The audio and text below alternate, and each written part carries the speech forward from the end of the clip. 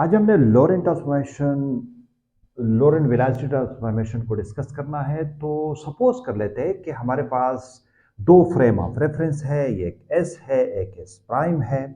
यहाँ पे एक ऑब्जर्वर है, यहाँ पे एक ऑब्जर्वर है, यहाँ पे एक पार्टिकल है जो मूव कर रहा है, पी पार्टिकल है, मूव कर रहा है U X prime with respect to this.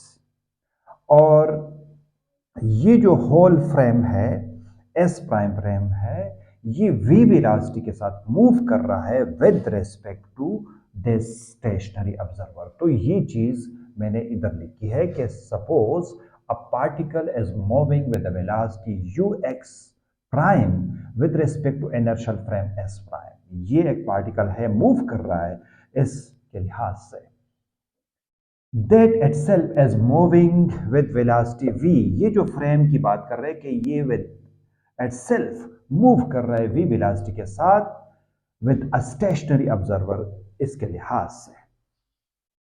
तो फिर according to Lorentz transformation we know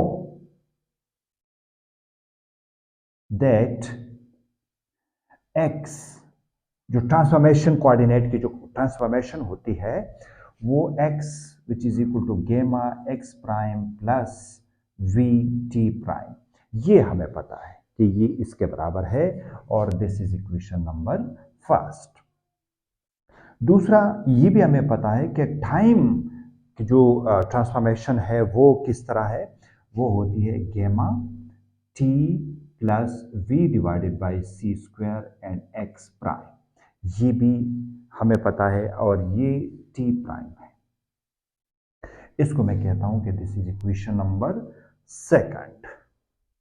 अच्छा, अब हमने एक वेलोसिटी फाइंड करनी है।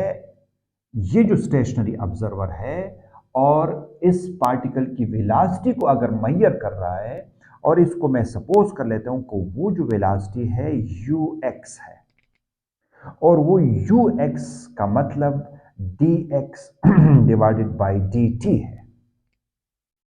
So this is the velocity of a particle measured by an observer which is an s। ये वही वेलोसिटी है। तो ये है हमारे पास U X, this is the velocity measured by an observer which is an s frame। ये वही, ये वाला ऑब्जर्वर ये इसको मेजर कर रहा है। इस इक्वेशन को मैं अगर देख लूं और इस इक्वेशन को मैं देख लूं तो यहां पे x is a function of t prime है और यहां पे t is a function of t prime है। तो इसको मैं कुछ इस तरह लिख सकता हूं कि here x is a function of t prime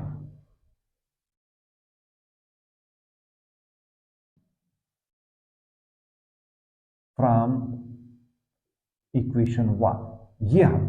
ये इधर से पता चल जाता है कि ये जो x है ये t प्राइम पे डिपेंडेंट है, मतलब ये अगर चेंज हो रहा है तो इसको भी चेंज हो जाना है। तो इसका मतलब है इसको फंक्शन कहते हैं कि this is a function of x is a function of t prime. अब अगर इसको देख लूं तो इक्वेशन 2 में similarly t as a function of t prime from equation 2, ये इक्वेशन 2 से हमें पता चल जाता है। तो मेरा मकसद ये है कि इसको मैंने इसलिए लिखा कि ये जो यू एक्स है इधर जो मैंने डिफाइन किया हुआ है इसको मैं इस अंदाज में लिख सकता हूं by chain rule, D X divided by D T prime into D T prime divided by D T.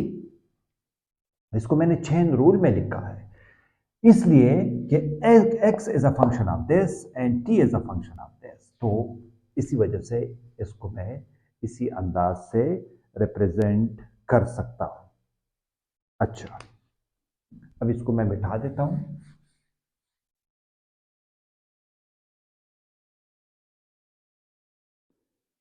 अच्छा, देखिए इसको इसी अंदाज में भी लिखा जा सकता है, D X divided by D T prime divided by D, मतलब D T, D T divided by D T prime.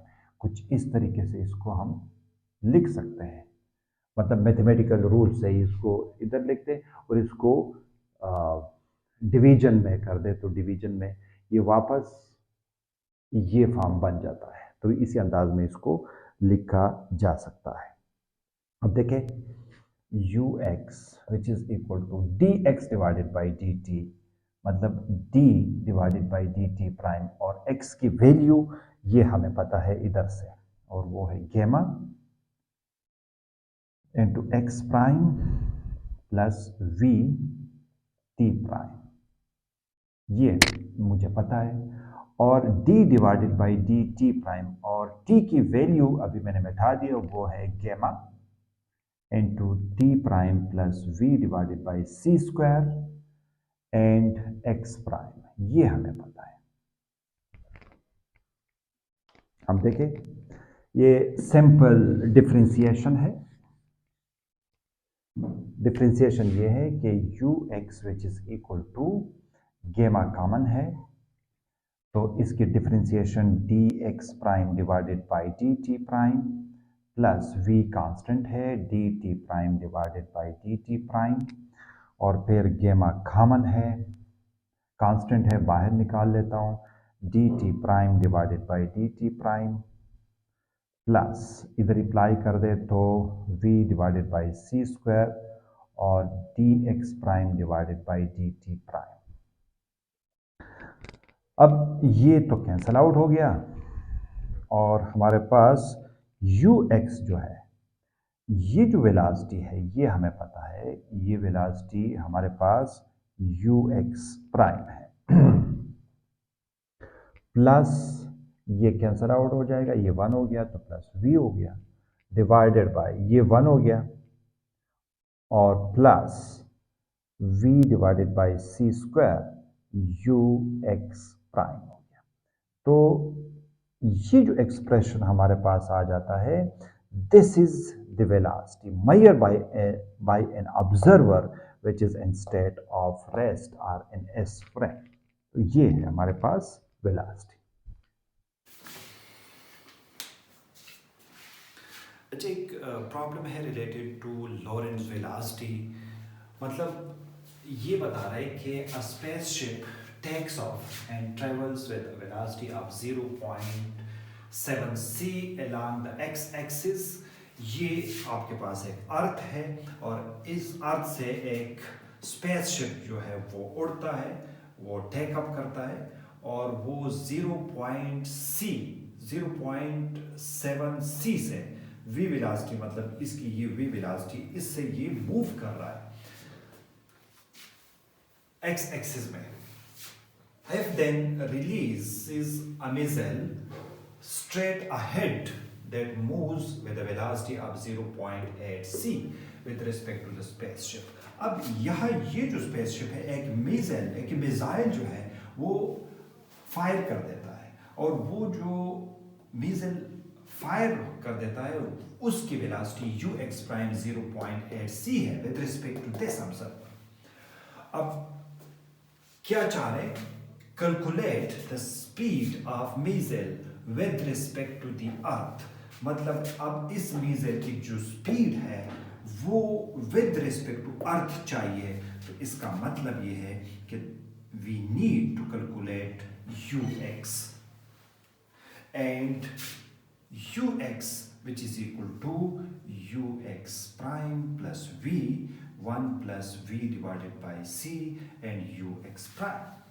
अब सारी चीजें मौजूद हैं, वो इधर हमने पुट करने हैं और हमने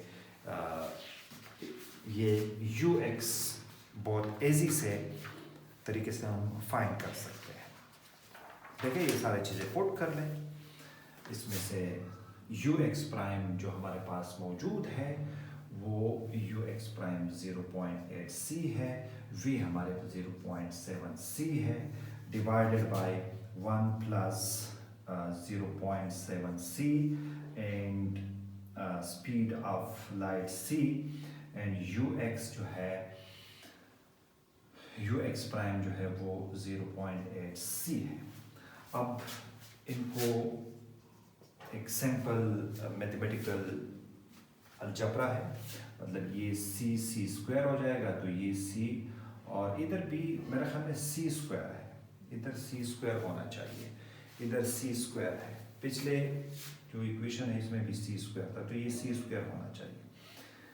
अच्छा, तो आप इस तरह कर लें कि इसको अगर मैं ऐड कर लूँ तो ये हमारे पास 0.15c हो जाएगा, 1 प्लस, और इसको अगर मैं मल्टीप्लाई कर दूँ 0.56, और फाइनली इसको अगर ऐड कर ले और 0.1 पे डिवाइड कर ले तो इससे जवाब 0.096c, मतलब ये रिजल्ट हमारे पास आ जाता है। ये भी बिल्कुल एक सिंपल प्रॉब्लम है, जिस तरह पहले प्रॉब्लम हमने कर दिया बिल्कुल उसी तरीके से है, लेकिन इसमें दो पार्ट्स हैं। A spaceship leaves the Earth and travels with a velocity of 0.55c. A missile is then released by the spaceship with a velocity of this 0.75c with respect to the ship. Find the velocity of a missile with respect to the Earth. बिल्कुल exactly वही question है जो हमने last time कर दिया। इसमें ux चाहिए और इसमें ux की जो रिलेशन है वो ये है कि ux prime plus v 1 plus v divided by C square and ux prime. इसमें अगर वैल्यूज पुट कर लें तो हमारे पास डायरेक्टली अगर मैं लिख दूँ तो 0.92c ये आ जाता है, लेकिन ये बिल्कुल सेम है जिस तरह पिछला प्रॉब्लम हमने कर दिया। अभी ये जो पार्ट है, if the missile is released in the same direction as the velocity of the ship, ये तो ये हो गया सेम डायरेक्शन में। अगर हम मतलब ये अर्थ है और ये आपके पास स्पेसशिप है और स्पेसशिप इधर एक मिसाइल जो है वो फायर कर रहे हैं सेम डायरेक्शन में, तो हम अगर कैलकुलेट करना चाहें तो ये वाला कैलकुलेट कर सकते हैं, तो ये सेम डायरेक्शन में हमारे पास ये आ जाता है। लेकिन अब अगर इसको हम चेंज कर लें, थर्ड पॉइंट ये है, मेरे ख्याल में ये एक ही, ये सेकंड नहीं, ये एक है। दूसरा इसमें ये हमें बता रहा है कि दूसरा पॉइंट ये है कि if the missile is released in the opposite direction, if the missile is released in the opposite direction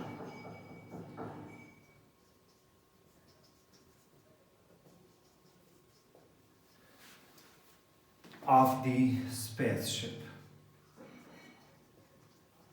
तो फिर क्या होगा? देखिए थोड़ा सा ये चेंज हो जाएगा, मतलब अपोजिट डायरेक्शन सिर्फ वेलोसिटी डिफरेंट हो जाएगी, वेलोसिटी की जो डायरेक्शन है वो अपोजिट हो जाएगा, बाकी वही चीज़ है। मतलब ये है कि ये अर्थ है, इधर एक ऑब्जर्वर खड़ा है, ये स्पेसशिप है जो इसी डायरेक्शन में v वेलोसिटी के साथ मूव कर रहा है, लेकिन ये जो मिसाइल जो है फायर कर रहा है वो इसी डायरेक्शन में फायर कर रहा है, ठीक है, ये मिसाइल है। तो फिर मतलब ये हुआ कि वही फार्मूला है ux which is equal to ux prime plus v and 1 plus v divided by c square ux prime। अब ये v इस डायरेक्शन में है, मिसाइल की जो डायरेक्शन है वो ये है, तो सिर्फ और सिर्फ ये नेगेटिव हो जाएगा, मतलब ये इस डायरेक्शन में है तो ये अपोजिट डायरेक्शन में हो जाएगा। तो यहाँ पे हम सिर्फ ये पॉइंट कर सकते हैं कि minus U X prime plus V and 1 plus V divided by, ये भी माइनस हो जाएगा क्योंकि ये यू एक्स ये माइनस है, बाकी इधर अगर हम वैल्यूज़ पुट कर लें तो हमारे पास रिजल्ट जो है वो आ जाएगा ux which is equal to -0.40c, negative sign इसमें से आ जाएगा।